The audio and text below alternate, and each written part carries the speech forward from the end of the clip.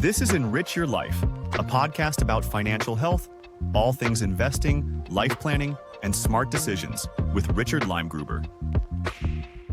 Hello and welcome to EnRich Your Life podcast. I'm your host, Rich Leimgruber.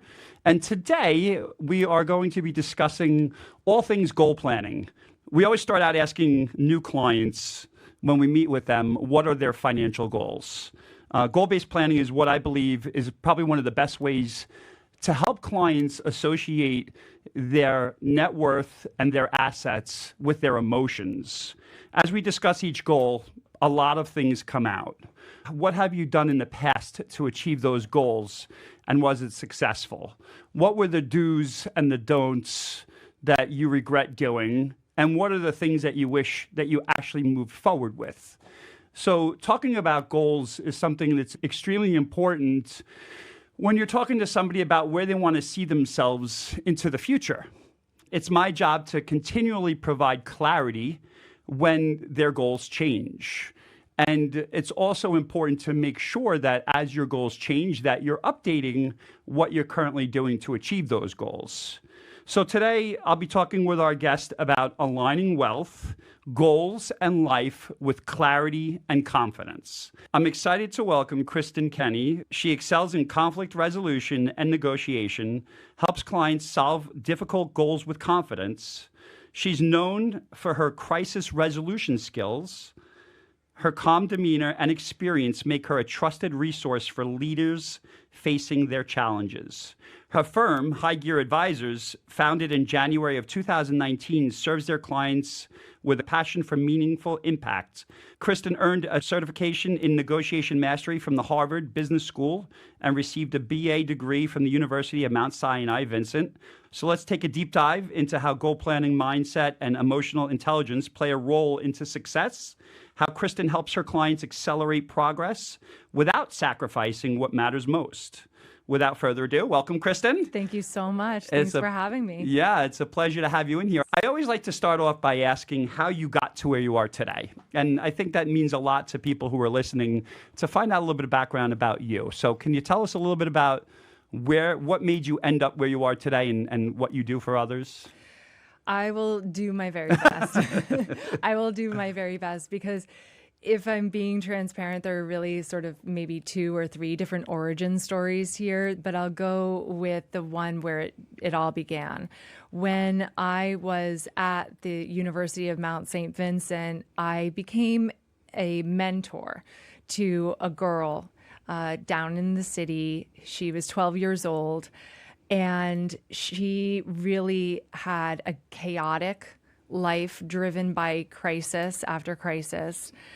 And it was really kind of overwhelming to be in her life and try to be a source of stability, to try to help her navigate through different crises. She was only 12 years old. What I remember, there was this pivotal day when I met her and we just sat across from each other. We had been playing tennis at the park and we were having lunch. And I said, look, what is it you think you want to do with your life? And I wasn't a coach or an advisor or an advocate or, of any type, but I was just there to facilitate what she needed, anything that I could help her with. She looked across at me, and this is a girl who was being bounced around from house to house, and I won't get into all of that, and her grades weren't super, and she said, I really want to be a pastry chef. I thought, I mean, I was a young adult. I thought, I have no idea how we can make this happen, and how am I going to make that happen? I can't do anything. And that's still true today. I can't make anything happen for anyone, but I'll tell you what, we navigated through high school with her. I said, look, if you get straight A's this term, we'll do this special thing, or we'll go to a little French restaurant down in the city, or we'll do this special activity. And she got through high school. She, I think she got a full ride at Johnson & Wales. She is now one of the best pastry chefs in New York City. She works great. for one of the big umbrella groups and is the head pastry chef. And she's also the head pastry chef of Dirty French. And she has her own pastry business. Aside from that, she has a third business with her brother.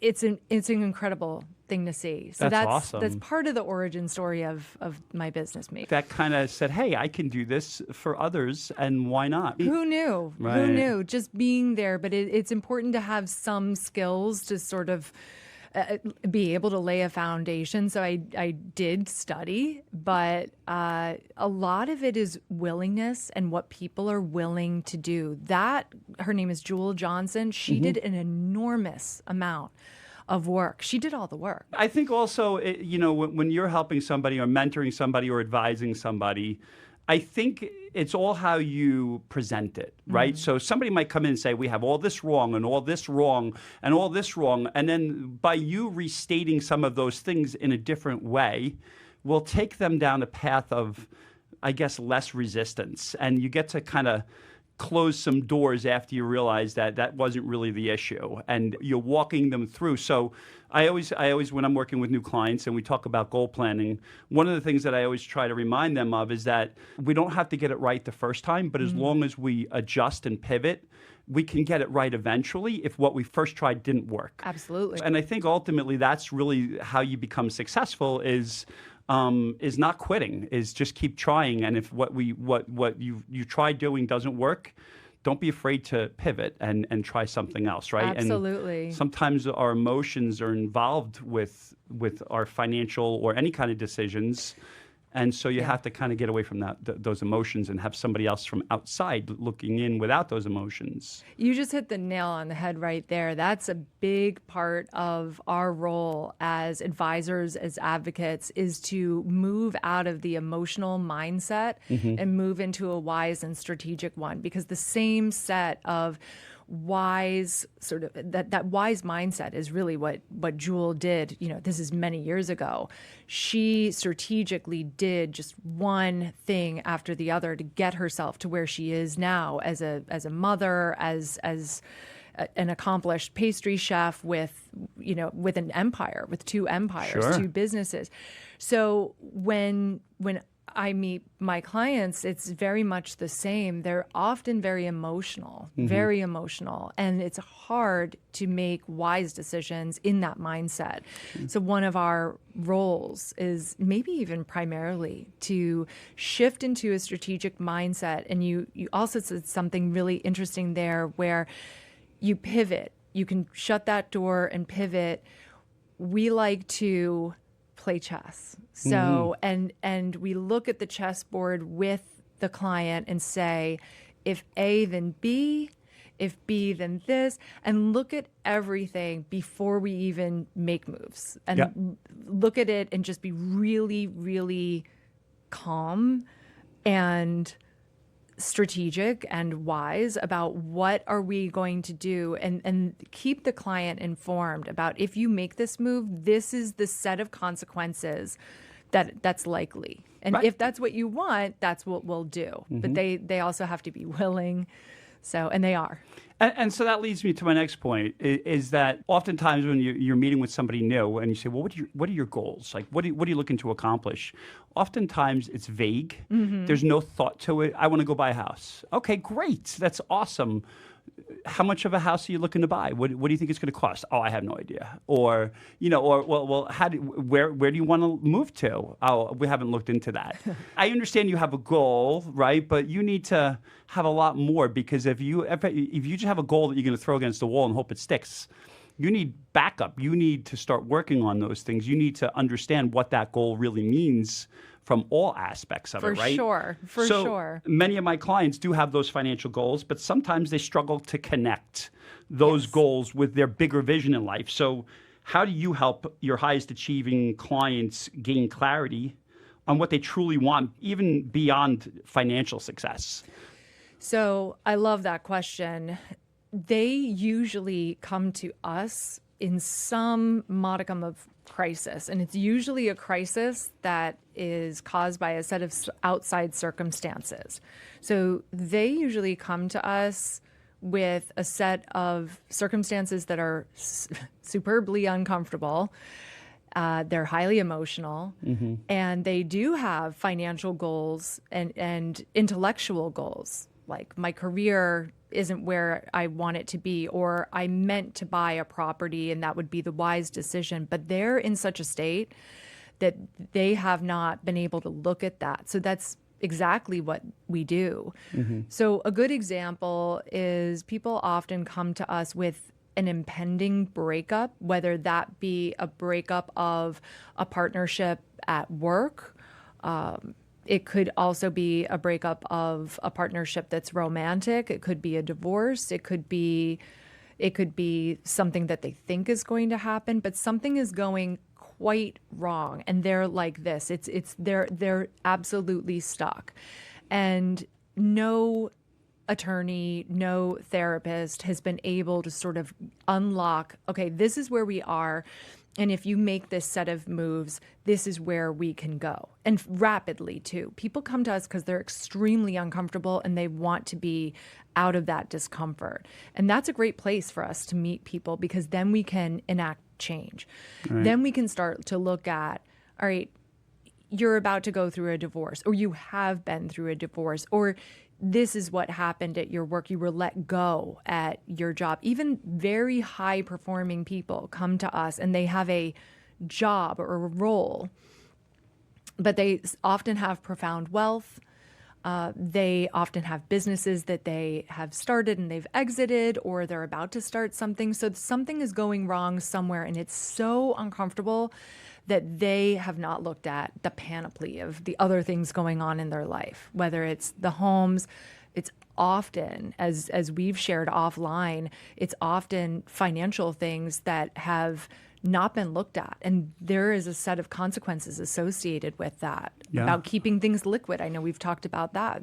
Sometimes people keep things liquid, or keep a trust or a will in place that says that this set of things is going to go to this set of people, and that's not what you want, but you've been so busy thinking about a breakup, or so busy thinking about this business that's failing, or that you haven't started, and they are not looking at everything. Our job is to look at the 360-degree picture and de-escalate and course correct very rapidly. And I think ultimately, if they're to that situation where in that crisis moment, they're looking for some quick relief. It might not be totally fixing or solving the problem, but at least they can see some progress.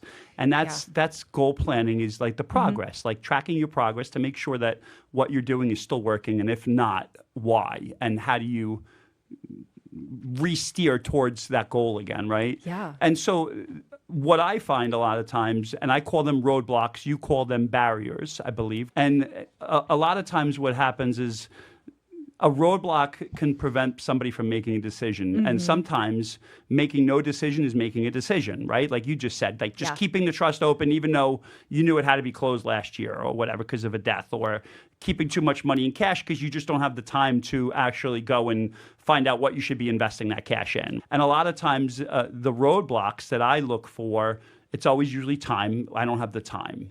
And most successful people know when they don't have the time to give somebody else who has the time to do it. And you might have to pay somebody to do that, but you're getting the expert who knows much better than you to do it for you. Yes. Another roadblock is technology. I just didn't have the ability to figure out how to fix this issue because I don't know technology or computers, right?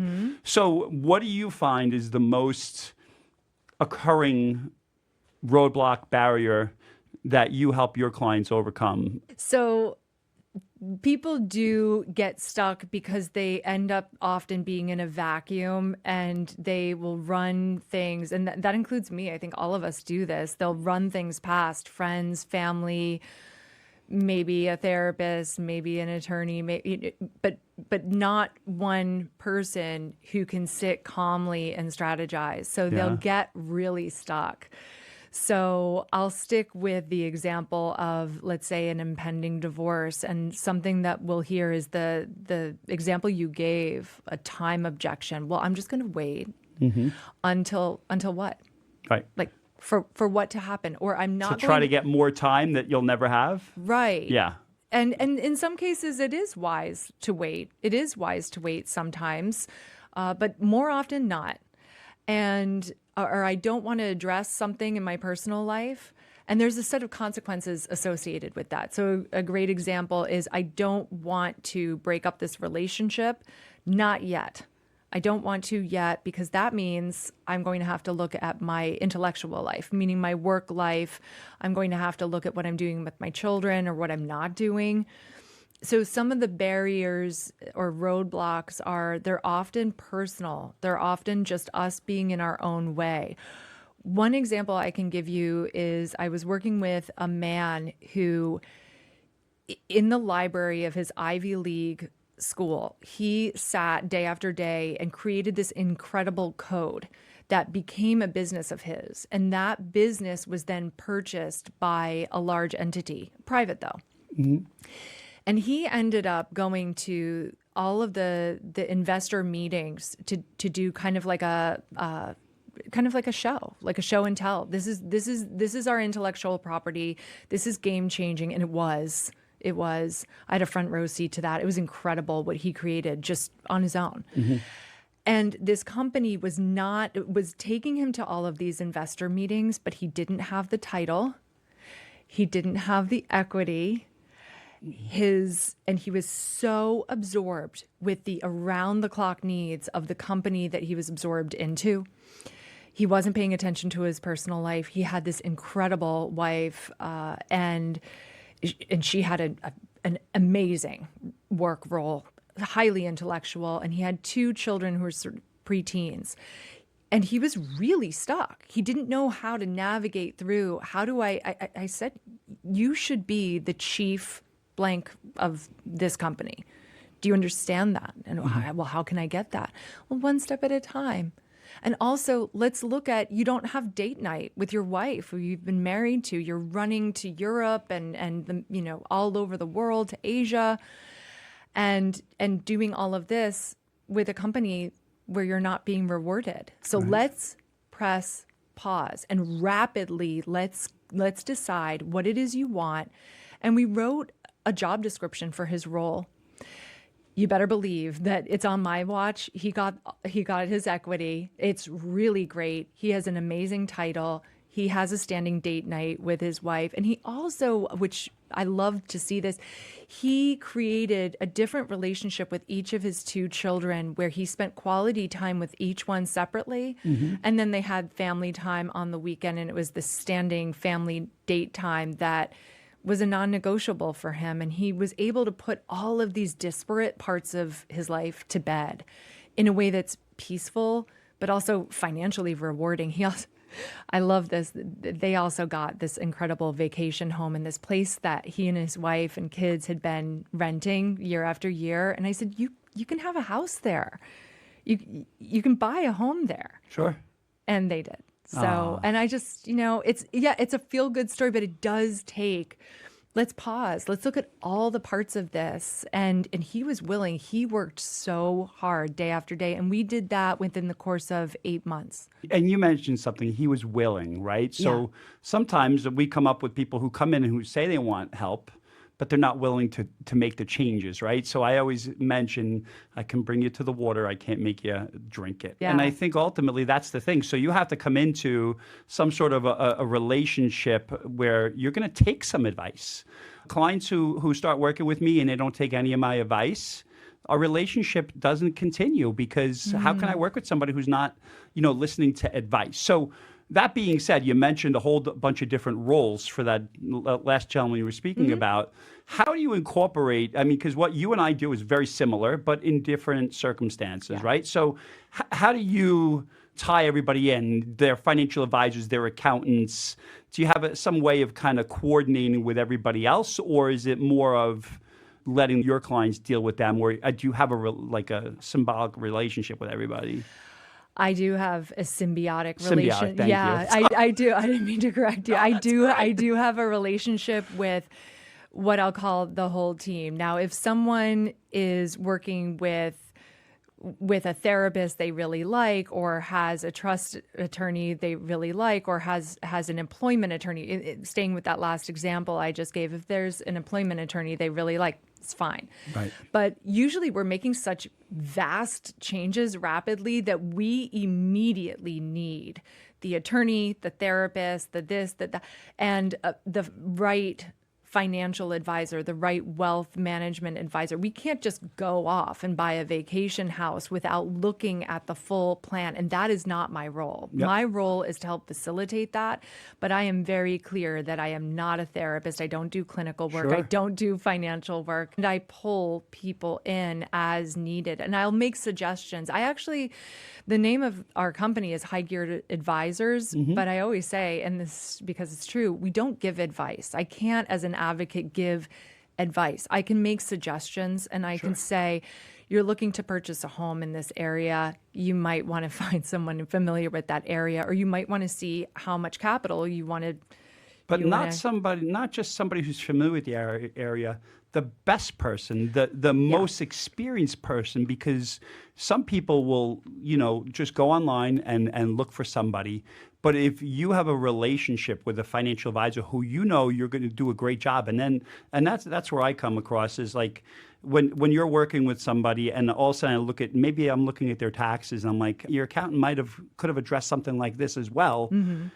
Well, we like him. He's a great guy or whatever. And I'm saying, but based upon where you are, you need a really good accountant because you have a lot going on. So it's nice that maybe your friend was an accountant in high school and she's doing your taxes for nothing, but you need to, based upon your desire to grow and become high net worth or whatever it might be, you want the best of the best. So reach out to not just the realtor who might know about the area that you're buying a house, the best realtor who knows, right?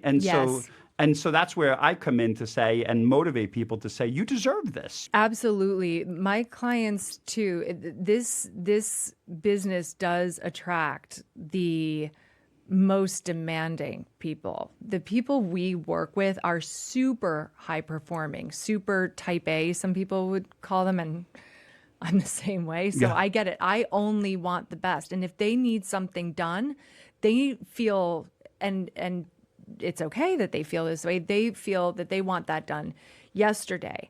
And some people don't know that they have access to that. Sticking with a client example, I had a client who was really matriculating through his work life fast. He was really going for it. And he found himself in New York City. I work all over the world, but in this example, he was working at the Javits Center, and he said, I'm dashing all over the world now. I need to be at Newark Airport at this time, but I'm finishing giving a talk at this time. How the heck am I going to get there? And I said, you've leveled up, man. It's time to get on a blade. I can pull somebody in who can get you on a helicopter, and you'll be at Newark Airport, and you'll be in Asia at the time you need to be.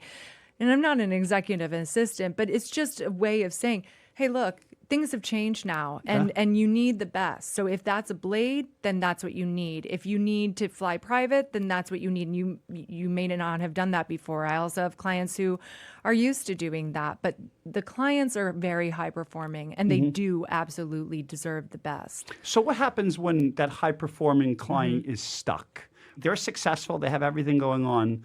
What kind of mindset shift do you try to incorporate into your relationship so that they can get to that next step? We try to take the sting out of it first, because that mindset shift that you're talking about, people are stuck. And one of the first things I'll say is, look, let's say you're working in a global law firm, or you're working for one of the big four companies like Apollo or a KKR. I mean, we work with people at these companies regularly.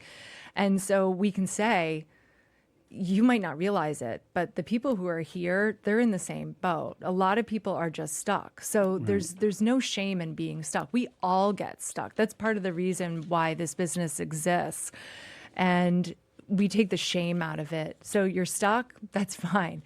But let's look at how we're going to move forward. And the mindset shift is, first of all, it's okay. This happens to everyone, literally everyone. Right. Life will take the rug out from under you and absolutely just pull it out. And it happens to everyone. So once you know that, and just talk with the client and say, look, it's going to happen. This is just your turn right now. And hopefully nothing worse will happen. But let's get everything organized so that this doesn't happen again. Right. So if your marriage is falling apart, it's okay. Happens to people all the time. And sometimes it doesn't mean that you need to get a divorce. I just worked with a client who came to us and said, I'm getting divorced. She didn't get divorced. That wasn't the best decision for them as a couple. And they preserved their wealth. It also, the mindset shift for her was now she has an advocate. She has an ally who's going to look at the wealth of possibilities and say, there are so many possibilities here. Divorce or shutting a business down, those are finite. We get into, like with your suit, the gray area. We get out of that black and white thinking. Then we can get unstuck. You also mentioned about always measuring success, right? So I think that's a big thing, right? But for me, measuring success is achieving a goal, and those goals often change. But for somebody like you, like mine is finite, it's finances. You're either going to, if you have a goal of retiring at 65, you're going to get there. But sometimes what it appears is your client's goals might be shifting and might be hard to kind of corral in, I guess, to make sense. So how do you do that? Are you asking them what their goals are? And then you're also saying, don't forget about this and don't forget about that. And we should be discussing this, because that's oftentimes what I tell somebody when somebody comes in and says, we want to be able to save for retirement. I'm like, well, don't forget about your cash reserve, because that's something, wise. if you don't have a cash reserve, you shouldn't be saving for retirement yet. Well, in our case, people are usually coming with something extremely painful. So if it's that they were betrayed by their business partner, or your relationship seems to be falling apart, or one of your kids is presenting with an addiction, God forbid, and something terrible is happening, we have to stop the bleeding there. So when you talk about, and I love the question, you're talking about goals. We stop the bleeding, and at the same time, I have the luxury of being objective. So my team and I have the luxury of being quite objective and saying, all right, we're going to stop the bleeding with this person's situation, but we're going to look at all of these other things. So we know that we're going to, in the side mirror, we're going to be looking at the finances, the transfer of wealth, the homes, if it's addiction, what's going to happen with this child, if it's a breakup, if that actually is happening, what are the things that need to happen strategically with those. So to answer your question, often the client, their goal is to get out of a painful situation, and then we have to be practical and say, what does that mean? Right. Okay. So what does that look like? If you want to exit a business, let's say, or you want to level up and go to the next level in terms of your role, or you want to move from the strata below C-suite and you want to be the chief technology officer, great. That's a goal. Often they have no idea that that's even possible, which is really exciting. They usually don't come to us with that. They just want to get out of being uncomfortable and stop getting passed over for equity or for roles or for the next boyfriend or whatever it is. And we say, if we can get you, so let's say you're dating for marriage. We can get you to narrow down to 1 to 3 potential partners. And you do this. You do the dating. We'll get you ready. Right. But we can do that. And then you'll be dating for marriage. Would you like that? Yeah, but I can't see that. That's okay. And I'll tell you a secret. I often can't see it either, because I'm walking in lockstep, or my team and I are walking in lockstep with this client. But we go to a lot of weddings. That's great. We do a lot of celebrations around equity. We have many, many people who've started wonderful businesses that are successful. And is that measurable? Some of it is, and some of it's not. And somebody said, a colleague of mine actually said to me, Kristin, you sent me a photo of you holding the baby of a client who was having trouble with her dating life and all of that. That's not measurable. That's not on a spreadsheet. That's not a metric. Right. And that I'm okay with that. I'm okay with that. This is real life. But the metrics come into play when we go to profound salaries, profound roles, we're investing in a really strategic way. We're doing things that are measurable. If we can get your personal life to be calm enough that you can pay attention to your kids and your kids start coming home with A's instead of B's, C's, and D's, those are also metrics we like. So we do talk about that right in the beginning. And it's often scary for the client. They can't imagine that we could do that kind of work, but we do.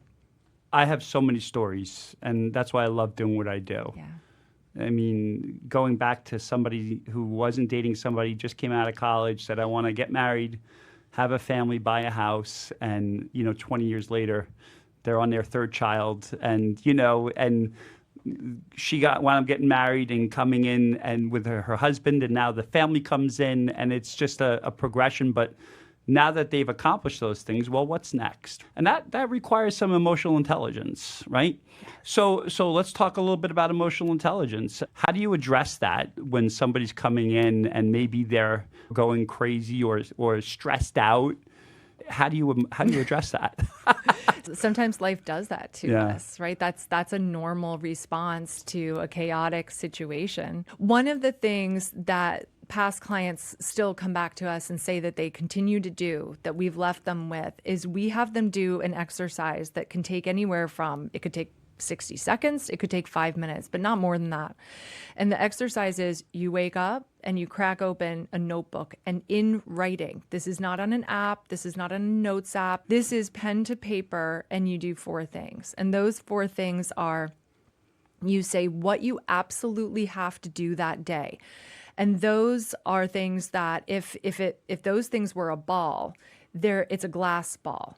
If you drop it, there are going to be major consequences. So if a bill is due today and you don't pay that, that's an example of a to-do. If you don't get on that plane and travel to Asia to make that presentation, that's a huge problem. So those are the to-do items. This isn't a long to-do list, which most people are used to doing when we get our hands on them. You deal with the bigger things. You deal with the things just for that day. And the 4 things that they write down, and this speaks to the question you asked me about getting into that wise mindset, or what do you do if somebody's, I would use the clinical phrase, emotionally dysregulated. We need to get the client into a place of emotional sobriety, emotional calm, so that they can make good decisions. So when you write down just what you absolutely have to do that day, then you write down what you're doing for self-care. And this is a phrase that's thrown around like, we hear this everywhere. Yeah. But self-care sometimes are just what are called ADLs, activities of daily living. If I have a client who is, as you said, emotionally dysregulated, and they can write down, I'm going to make my bed, I'm going to brush my teeth, I'm going to drink 5 glasses of water before noon. And that list needs to be longer than that to-do list. It's never, I'm going to get a pedicure, or it's not that. That is not self-care. It might be read for 5 minutes. It might be meditate for 3 minutes. Sure. Or 30 seconds if you can't stand any longer. The other 2 things that we do that shift, and this is science-driven. All of our work is neuroscience-driven and driven in fact. So the other 2 things is they'll make a gratitude list. And I do this too. I did it today. You make a list of what you're grateful for. And it could be, I'm grateful for my son. I'm grateful for having nice clothes to wear. I'm a safe place to live. I'm grateful for this person in my life. I'm grateful for my role. I'm grateful that this sun is a lovely day. So the gratitude list, and it shifts things in your mind. You cannot be grateful and be dysregulated. It doesn't work that way. That's not the way our brains work. The other thing, the final thing we do, and this can be in no particular order. Sure. But most people do this part last. And they write down their feelings. So think about someone who's working in the C-suite at a major global public company. You write down your feelings. If that person is my client, they're writing down their feelings so that they take ownership and agency over those feelings and don't let it bleed out. Can you even imagine how valuable that is? Because how many C-level people do we know? How many high performers do we know who do not act right and are highly emotional and ruin people's lives and days? It's just so irresponsible. So that's one of the things we have them do is, how do you feel? I'm angry, I'm this, I'm that. And that's okay. Yeah. Right. And I'm not going to provide or facilitate a venue to sit and work through those feelings. And does that link back to this and that? That's just how you feel. And feelings aren't facts, but we take ownership of it. So we do those 4 things. Great. The to-do list, the self-care list, what I'm grateful for, and my feelings. And yeah, I'm amazed. They do it. They're still doing it. We talk about positive energy, and you throw positive out there, or you put it out there like, I'm gonna buy that house on the water. And if you keep on saying it, your mind shift changes. And something I learned very early in in this business that I'm in is that, the question was asked, who here thinks you can control how you feel? And as a young person, I was like, I can control how I feel. And the answer is no one can control how you feel, but we can all control how we react to those feelings. And if you're aware of being how you're feeling, you can react better. Because you're aware of it. So if you're aware you're angry, you're going to try now to get out of that angry. But if you're not aware that you're angry and you're doing these things, so I'm always thinking about the feelings of the clients, because that's how they make decisions based on feelings. And we're not supposed to be doing that. We're supposed to look at reality and facts. And facts. Being that it's all on one page, you're just it's in a page of a notebook and you're writing that down. So, and something does happen as you're putting pen to paper that doesn't happen if you're just doing it on your phone. Sure. So if you write down, I'm angry, you can look over at your list of self-care. Well, maybe I should time block. And I do suggest that my clients time block, and the most successful people do time block.